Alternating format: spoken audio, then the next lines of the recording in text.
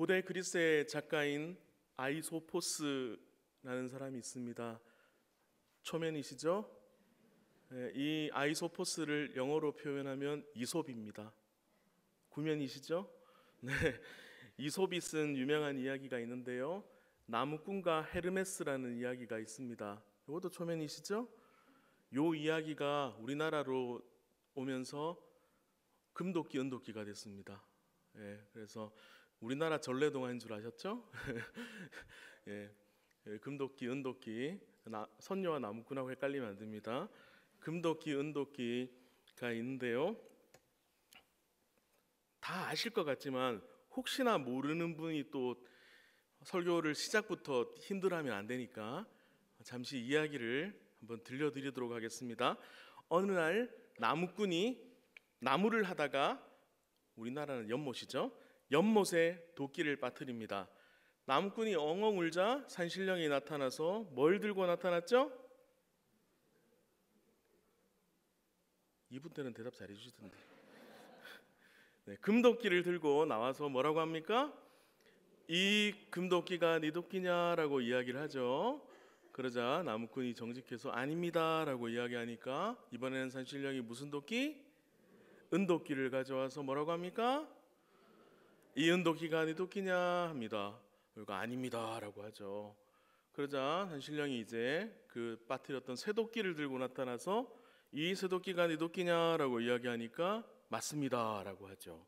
그래서 산신령이 이 정직한 나무꾼을 가상히 여겨서 금도끼, 은도끼, 쇠도끼를 다 주었다는 은혜로운 이야기입니다. 그 뒷이야기도 있죠. 친구가 이 이야기를 듣고 배가 아파서 연못에 가서 도끼를 던져놓고 산신령이 나타나서 이 금도끼가 내 도끼냐라고 이야기하니까 맞습니다 해가지고 산신령이 화가 나서 그 도끼를 찾아주지도 않고 갔다는 전설 따라 흠철리 이야기가 있습니다. 이 이야기 교훈이 있죠. 정직한 사람이 복 받는다. 권선징악의 이야기가 있습니다. 우리가 어릴 때부터 이런 이야기들을 굉장히 사실 많이 들어서 알게 모르게 우리에게 이런 세계관이 익숙합니다. 그래서 착하게 살아야 된다는 생각들을 어릴 때부터 좀 가지게 되는 것 같습니다. 그런데 오늘 성경 본문에도 비슷한 이야기가 등장을 합니다. 사실은 이솝우화보다 성경이 먼저 쓰여졌거든요. 이솝 이분 그렇게 안 봤는데 이분 약간 표절일 것 같아요. 어쨌든 내용은 이렇습니다. 예언자의 수련생들, 지금으로 치면 신학생들이죠. 신학생들이 기숙사가 좁다고, 신학생들이 기숙사가 좁아가지고 안 되겠다고 교수님한테 이야기를 합니다. 그래서 엘리사 교수님한테 확장공사 좀 합시다 라고 이야기를 하니까 교수님이 오케이 허락을 합니다. 근데 그때 이제 한 신학생이 교수님도 같이 가시지요 라고 이야기를 합니다. 졸업소는 상상도 할 수 없는 일이거든요. 저는 신학대학원 졸업하고 천안으로 가지도 않거든요. 한 번도 안 갔습니다. 천안 방향으로 안 가기 위해서 집에 내려갈 때도 경부고속도로 안 갑니다. 반대로 가거든요. 너무 좀 그래가지고 교수님 울렁증이 아직도 있는데 아직도 해결이 안 됐는데 이상합니다. 어쨌든 쭉 봅시다. 그래서 교수님도 같이 갑니다. 요단이라는 곳에 도착해서 나무를 합니다.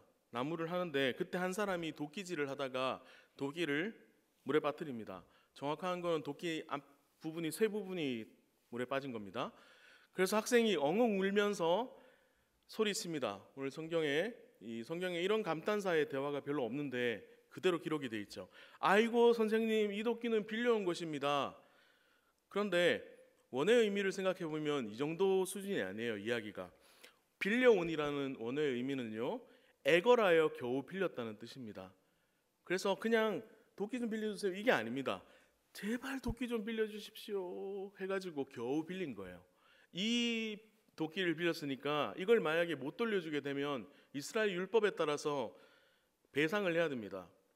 당시에 새는 매우 귀했을 거고 신학생은 매우 가난했습니다. 그래서 학생이 이걸 못 가져가게 되면 정말 죽을지도 모릅니다. 돈도 없으니까 노예가 될 수도 있겠죠. 그래서 이 성경에 적혀 있는 이 대사는 사실 더 절박하게 좀 읽어야 됩니다. 그래서 이런 내용이죠. 아이고 선생님, 이거 정말 겨우 빌려온 건데 제가 이거 잃어버리면 못 가져가면 저 죽습니다 진짜. 어이구 선생님, 교수님 제발 좀 도와주세요 라고 이야기를 하는 거예요. 그때 엘리사가 묻습니다. 우리의 솔직한 세계관으로 엘리사가 뭐라고 하면 제일 좋을까요? 솔직히 이 금도끼가 네 도끼냐라고 이야기하면 얼마나 은혜롭습니까? 그러면 이제 교수님 같이 와가지고 역시 교수님 앞서서도 기적을 많이 행하시더니 역시 새도끼 잃어버렸는데 막 금도끼로 주시고 은도끼도 주시고 이러면 얼마나 은혜롭습니까? 그런데 성경 우리 읽어봤듯이 아쉽게도 엘리사는 그렇게 하지 않죠.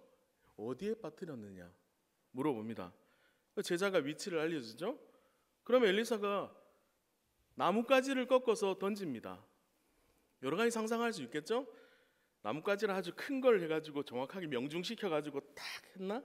이런 생각을 할 수도 있을 건데요. 정확한 상황을 알 수 없지만 여기서 떠오르다라는 원어의 의미는요, 우연히 떠오른 게 아니라 엘리사가 구체적인 역량을 발휘해서 떠오르게 만든 것으로 볼 수 있습니다.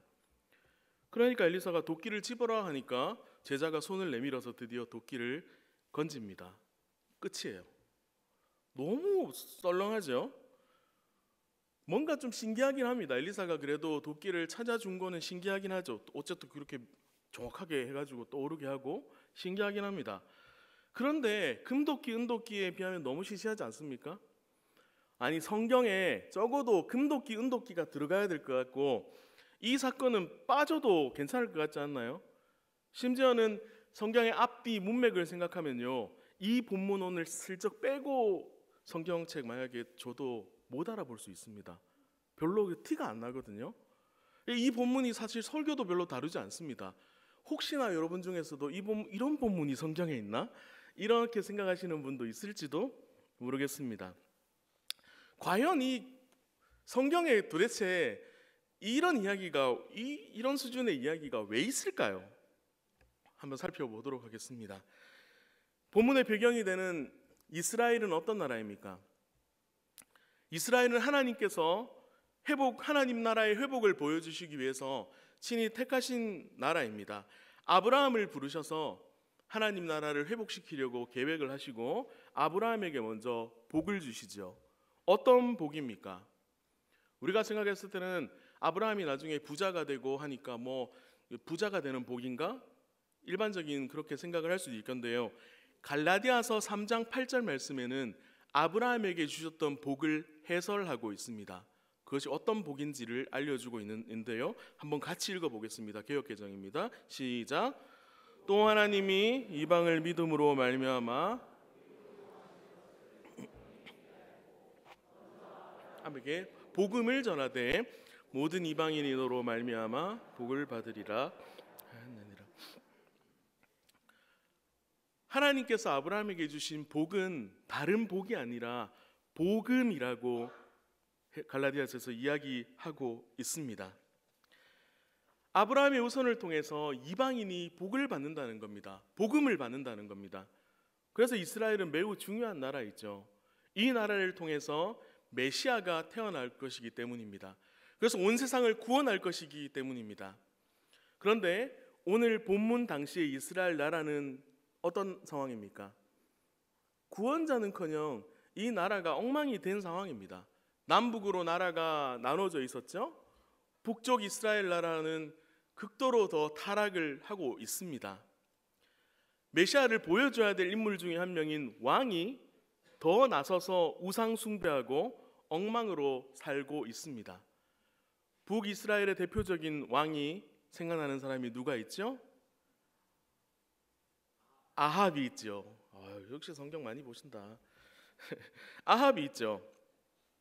아합은 엘리사의 스승인 엘리야와 대결했던 대표적인 나쁜 왕이죠. 엘리야의 아들의 이름이 뭐냐면 아하시야입니다. 아시아의 이름의 뜻이 하나님이 붙잡으셨다, 하나님의 소유라는 뜻입니다. 또 다른 아들의 이름은 여호람입니다. 하나님은 존귀하시다라는 뜻입니다. 너무나 은혜롭죠. 자식들 이름은 이렇게 하나님과 관련이 있는 것처럼 지어놓고 정작 하나님을 모르고 살아가는 겁니다. 우리 식으로 보면요, 이 자리에도 굉장히 많을 겁니다. 자식 이름을 하은이, 예은이, 주은이, 하원이, 주원이, 하영이, 예영이, 주영이, 온유, 화평이, 우리 집에도 있네.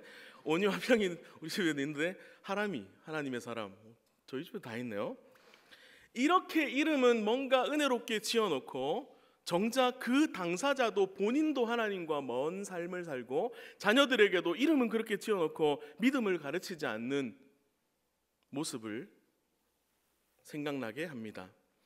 뭔가 하나님을 떠나면, 완전히 떠나면 벌 받을 것 같아서 완전 떠나진 않지만 오히려 세상에 걸쳐서 자기들 마음대로 살아가고 자기들 방식대로 살아가는 종교인의 모습들을 볼 수 있습니다. 경건의 모양은 있지만 능력은 잃어버린 이 시대의 모습들과 맞닿아 있습니다. 그러면 열왕기는 어떤 내용입니까? 열왕, 모든 왕들의 이야기인데요, 그냥 왕들의 삶을 기록한 조상조실록 같은 내용이 아닙니다. 하나님의 관점에서 이 왕들이 과연 하나님 나라의 관점에서 어떻게 살았는지를 평가한 책입니다. 그러다 보니까 왕들의 악행이 수두룩하게 기록이 되어 있습니다. 자녀들하고 성경 보다가, 특히 구약 보다가 이거 자녀들하고 같이 읽어도 되나, 이런 민망한 내용들이 굉장히 많이 나옵니다. 끔찍한 죄악의 모습들이 너무 신랄하게 다 나오거든요. 그 중에서도 오늘 본문인 열왕기 하는 엘리야가 사역을 마치고 승천하는 장면부터 시작해서 그의 후계자인 엘리사가 사역하는 장면을 담고 있습니다. 그런데 엘리야와 엘리사의 이 인수인계 과정을 보면요, 우리가 딱 생각나는 사람이 있습니다. 누구입니까? 바로 모세와 여호수아입니다. 율법을 대표하는 모세와 그의 뒤를 이어서 약속의 땅으로 진군하는 여호수아가 생각이 납니다. 열왕기하 2장에서는 엘리야는 후계자인 엘리사를 데리고 이스라엘이 가나안 땅으로 들어온 반대 방향으로 거슬러 올라가는 장면을 기록하고 있습니다. 길갈에서 베델로, 베델에서 여리고로, 여리고에서 요단으로 갑니다. 마치 자신들이 하고 있는 일이 이 암울한 시대에, 왕들도 다 하나님을 떠나고 하나님을 아는 사람이 없는 시대에 하나님께서 세우신 이 귀한 하나님의 일꾼들이 다시 한번 확인하는 겁니다. 지금 우리 이스라엘이 어떤 일을 하고 있는지, 출애굽의 의미가 무엇인지, 우리가 무슨 일을 하며 살아야 되는지를 현장 학습시키는 모습입니다. 그리고 홍해를 가른 모세처럼 엘리야는 요단강을 가릅니다. 그리고 모세가 요단 동편에서 죽었듯이 엘리야는 요단 동편에서 하늘로 올라갑니다. 모든 내용들이 우연이 아니죠. 이스라엘의 백성의 타락 가운데서도 하나님은 언약을 신실하게 행하십니다. 제2의 모세인 엘리야, 제2의 여호수아인 엘리사를 통해서 하나님의 구원을 진행시키고 계십니다. 여호수아라는 이름을 헬라어로 표기하면 예수입니다. 또한 엘리사의 이름은 구원을 뜻하는 야사에서 나온 이름입니다. 다 연결되는 이름들이죠. 그러면 이쯤에서 또 생각나는 인물들이 있습니다.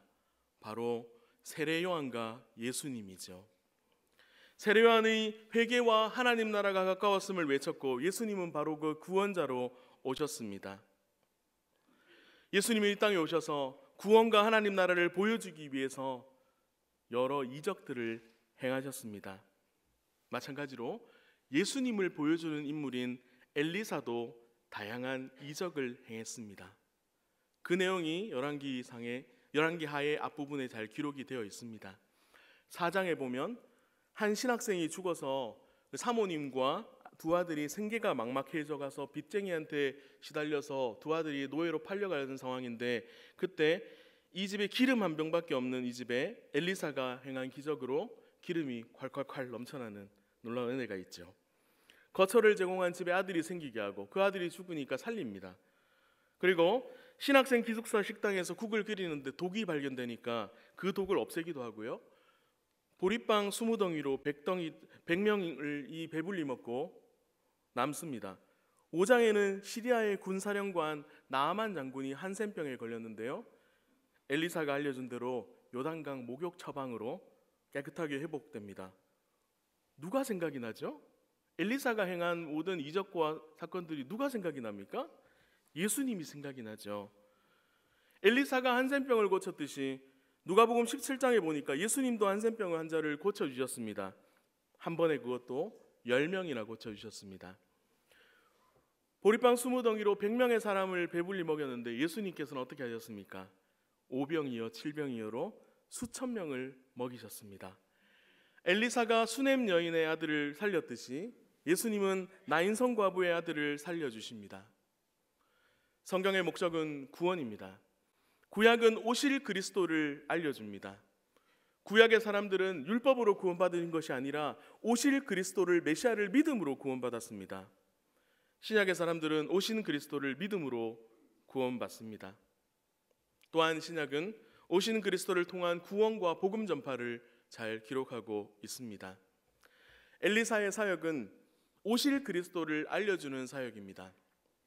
그래서 오늘 본문은 그냥 단순히 하나 지나가는 에피소드 정도가 아닙니다. 단순히 지나가는 에피소드라면 성경에 기록될 이유가 없습니다. 비록 동화 속의 금도끼, 은도끼 같은 화려하고 대단한 기적은 아니지만 엘리사를 통해서 예수님이 어떤 분인지를 잘 알려주고 있습니다.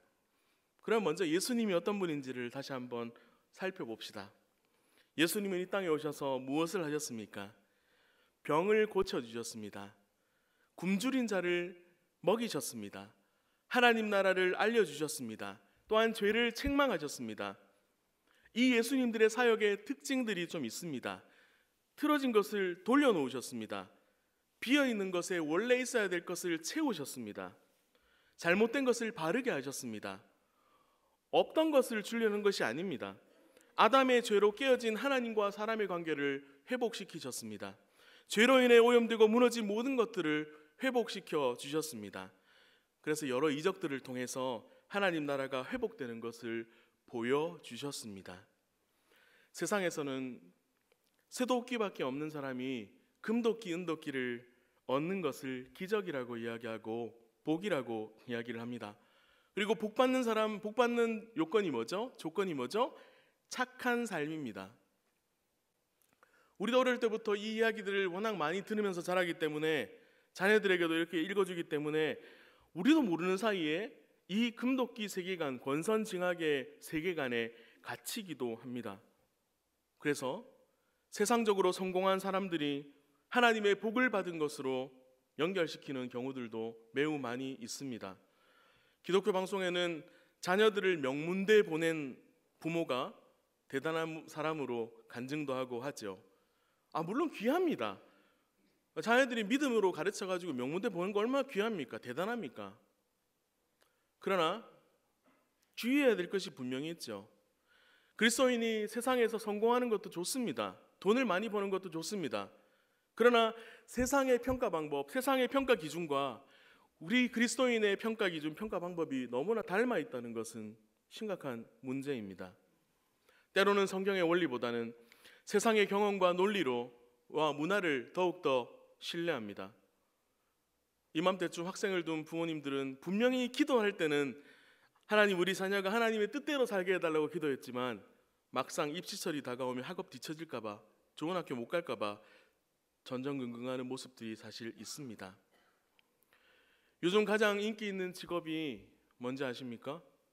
돈 많은 백수라고 합니다. 건물주가 우상이 되었습니다. 건물주도 좋죠. 저도 건물주 되면 좋을 것 같아요. 사랑마루 건물도 좋은 건물주 만나가지고 우리 건물주한테 후원받는 기관입니다. 건물주가 매달 20만 원씩 후원하는 분이세요. 되게 신기한 일이죠. 그런 것에 우리가 딱 연결돼서 갔습니다. 좋은 건물주 참 많이 있습니다. 근데 중요한 건 뭡니까? 그 자체가 너무나 존귀 여김 받고 있다는 거죠.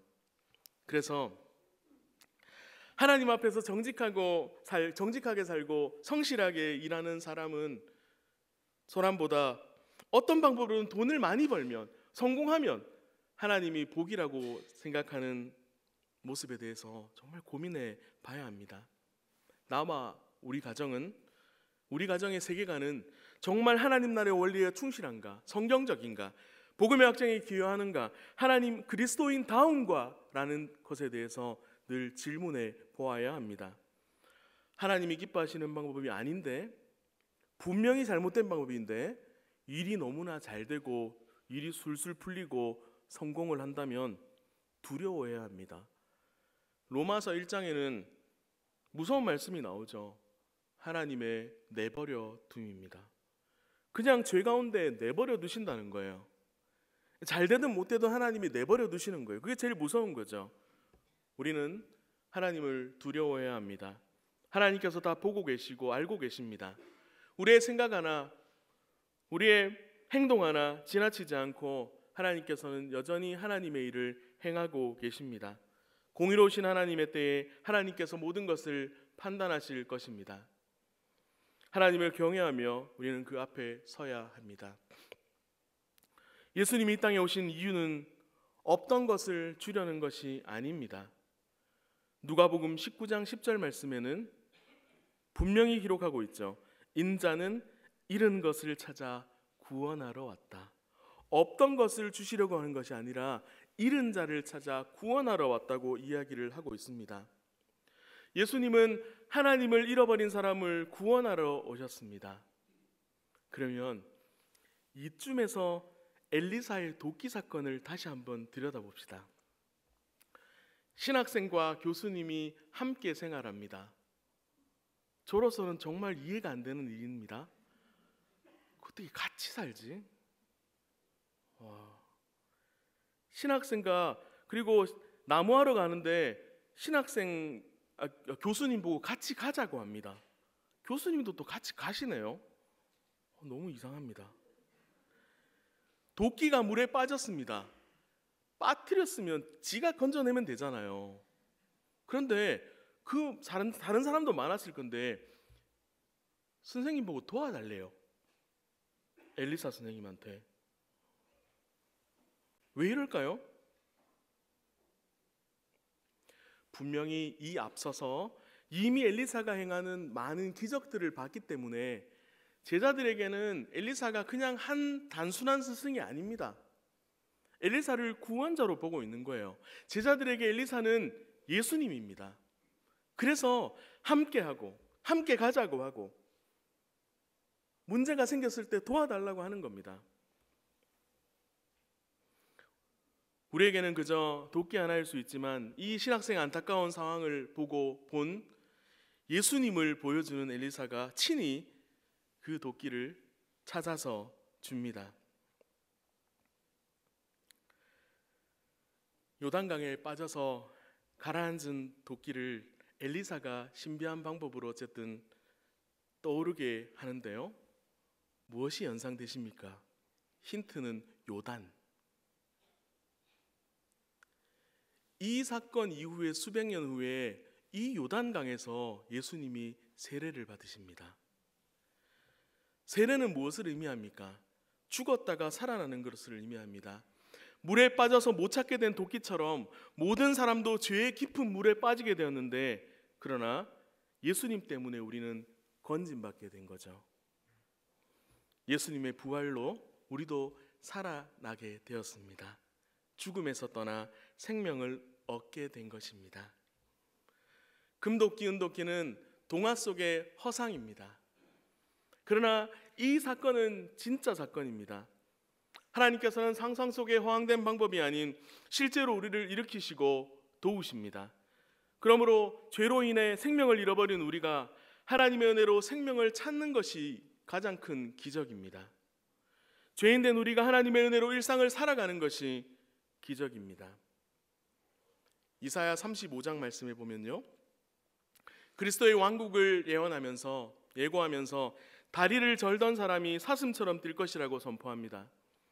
미가서 4장에는 비틀거리며 사는 백성을 내가 다시 불러 모으고 라는 말씀이 나옵니다. 이 말씀이 실제로 이루어져서 마태복음 21장에는 예수님께서 성전뜰에서 다리 저는 사람을 고치시는 장면이 기록되어 있습니다. 그리고 예수님께서 부활하시고 죽으시고 부활하시고 승천하신 이후에 사도들에 의해서 복음이 전해지는 곳에도 이와 같은 일들이 있게 됩니다. 사도행전 3장 말씀에 보니까 베드로와 요한이 성전을 올라가는데 나면서부터 못 걷게 된 사람들이 떠매고 옵니다. 그리고 구걸을 합니다.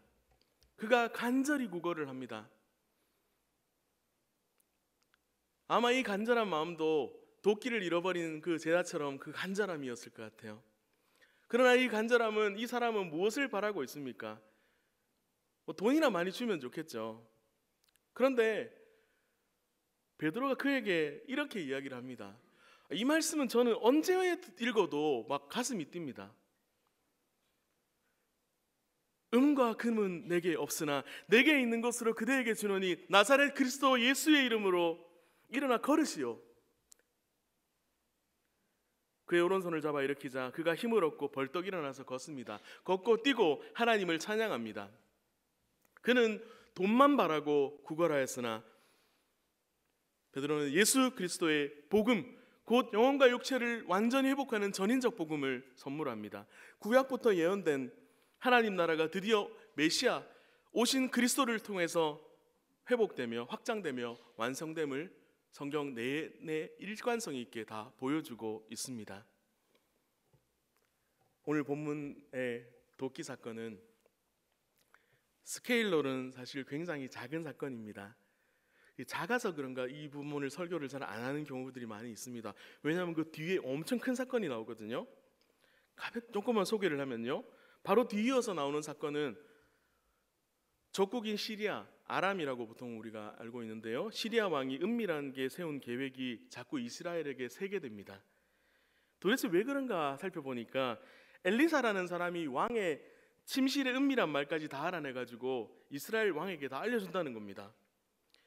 시리아 왕이 엘리사를 잡으려고 중무장한 대군을 보냅니다. 아침에 보니까 시종이 무서워가지고 보고를 하죠. 그러니까 엘리사가 시종의 눈을 열어달라고 기도를 합니다. 시종의 눈이, 영적인 눈이 열리니까 어떤 장면을 보게 됩니까? 불말과 불수레가 있는 장면을 보게 되죠.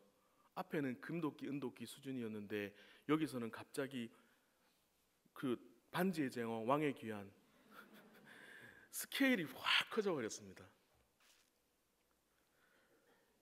하나님께서는 이렇게 작은 일도 행하시지만 큰 일도 행하시는 능력 있는 분이십니다.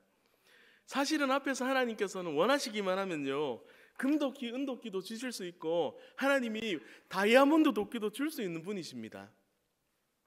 그런데 하나님께서는 우리의 자녀들에게도 좋은 것을 주시기를 원하시는데요, 원하시면 우리가 부자 되게도 하시고, 원하시면 우리가 세상에서 성공도 하게 하시고 다 그렇게 하실 수 있는 분입니다. 그런데 하나님께서는 우리에게 가장 관심을 가지는 것은 바로 우리의 구원입니다. 전인적인 회복입니다. 우리에게 금도끼, 은도끼와는 비교가 안 되는 진짜 보화를 하나님께서 우리에게 주셨습니다. 골로새서 2장 3절 말씀에 기록되어 있죠. 같이 한번 읽어볼까요? 시작. 그리스도 안에는 모든 지혜와 지식의 보화가 감추어져 있습니다. 예수 그리스도가 진짜 보화입니다. 우리의 삶과 죽음을 바꾸는 유일하고 참되고 영원한 보화입니다. 그래서 마태복음 13장 44절 말씀에는 이렇게 기록하고 있습니다. 함께 읽어봅시다. 시작. 하늘나라는 밭에 숨겨놓은 보물과 같다. 어떤 사람이 그것을 발견하면 제자리에 숨겨두고 기뻐하며 집에 돌아가서는 가진 것을 다 팔아서 그 밭을 산다. 그리스도가 보화임을 깨달은 사람은 그리스도께 인생을 겁니다. 하나님 나라 확장이 인생의 목표입니다. 매일 하나님 앞에 자신을 드립니다. 하나님이 기뻐하시는 일만 합니다. 죄를 멀리합니다. 세상을 두려워하지 않습니다. 미래를 걱정하지 않습니다. 죽음을 두려워하지 않습니다. 살아계신 하나님께서 붙들어 주셔서 능히 이기게 하실 것이기 때문입니다. 우리가 이 믿음을 가진 자로 살아가야 되는데 우리는 여전히 기존에 가졌던 세상적인 세계관에 갇히고 이 세상의 그런 생각들에 갇혀서 하나님 나라의 풍성함을 누리지 못할 때가 참 많이 있습니다. 사랑마루 후원주일이니까 이 또 중요한 타이밍에서 사랑마루 이야기를 슬쩍 얹어야 되죠. 제가 사랑마루 사역을 시작한 지도 벌써 9년째입니다. 굉장히 오래됐습니다. 그동안 제가 사회복지도 공부를 하고요, 인권 공부도 해서 이제 나름대로 이 바닥을 조금 평정했습니다. 나름대로. 그래서 제가 국가 강의도 합니다. 국가 강의도 하고 나랏돈 받으면서 강의도 나가고요. 요즘에는 뭐 굉장히 다양한 강의 요청들이 많이 들어옵니다. 인권 관련해서, 사회복지 관련해서 이야기하고요. 그러니까 뭐 교회 강의도 물론 나가고 하는데 일반 강의가 좀 많이 있습니다. 그래서 뭐 심지어는 기관들, 사회복지 기관들의 컨설팅 강의도 하고요, 뭐 모금 강의도 하고요, 별걸 다 합니다. 이렇게 하는 가운데서 전문가 소리를 좀 듣고 하는데요. 그런데 제 마음속에는 가면 갈수록 확실히 제 마음을 움직이는 것이 있습니다. 아무리 복지를 잘 배우고 인권을 잘 배우고 하더라도요, 제 마음속에는 더 확실히 제 마음을 움직이는 것은 바로 복음입니다. 가난한 자에게 돈을 주는 거, 집 없는 노숙인에게 집을 제공해 주는 거, 일자리를 연결해 주는 것도 분명히 필요합니다. 그러나 그들에게 진정이 필요한 것은 바로 복음입니다.